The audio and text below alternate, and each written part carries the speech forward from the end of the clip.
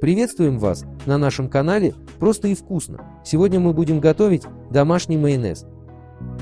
Для приготовления майонеза продукты должны быть комнатной температуры. Наливаем в небольшую емкость 200 мл рафинированного подсолнечного масла. Вбиваем одно яйцо.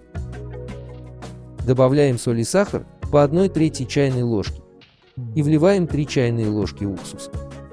Опускаем блендер так, чтобы яйцо оказалось внутри него, и начинаем взбивать, не поднимая его, около 30 секунд.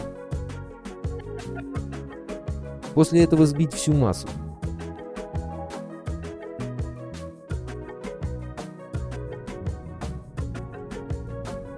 Получается густой, домашний и вкусный майонез, без красителей и консервантов.